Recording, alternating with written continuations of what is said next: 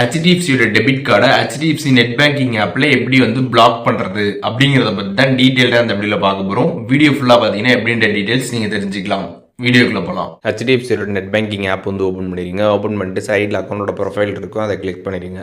அதை கிளிக் பண்ணிட்டு கீழே ஸ்க்ரால் பண்ணிங்க அப்படின்னா அதில் பிளாக் அப்படின்ற ஒரு ஆப்ஷன் இருக்கும். அந்த ஆப்ஷன் கிளிக் பண்ணிங்க அப்படின்னா அதில் வந்து டெபிட் கார்டு அப்படின்ற ஒரு ஆப்ஷன் பார்த்தீங்கன்னா வந்து கொடுத்துருப்பாங்க.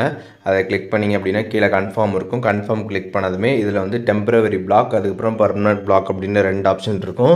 இப்போ நீங்கள் டெம்பரவரியாக பிளாக் பண்ணுறீங்க அப்படின்னா திருப்பி அந்த கார்டை பார்த்தீங்கன்னா வந்து ஆக்டிவ் பண்ணி யூஸ் பண்ணிக்க முடியும். இதுவே பர்மனெண்ட்டாக பண்ணுறீங்க அப்படின்னா அந்த கார்டை திருப்பி உங்களால் ஆக்டிவ் வந்து பண்ண முடியாது. அதை தெரிஞ்சுக்கோங்க. இப்போ நான் வந்து இதில் பர்மனெண்ட் வந்து கொடுக்க போகிறேன். நீங்கள் வந்து எப்படி பண்ணணும்னு நினைக்கிறீங்களோ அந்த மாதிரி நீங்கள் வந்து பண்ணிக்கலாம்.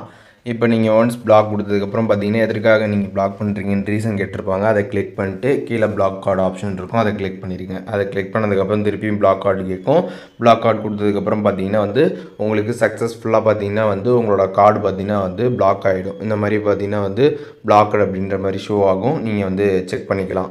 ஸோ இப்போது இந்த வீடியோ மூலியமாக எப்படி வந்துட்டு ஹெச்டிஎஃப்சியில் இருக்கக்கூடிய நம்மளோட டெபிட் கார்டை பிளாக் பண்ணுறது அப்படிங்கிற டீட்டெயில்ஸ் தெரிஞ்சிருப்பீங்க. இதில் எதுவும் டவுட் இருந்துச்சு அப்படின்னா கமெண்ட்ஸில் மென்ஷன் பண்ணுங்கள், நான் எல்லாருக்குமே ரிப்ளை பண்ணுறேன்.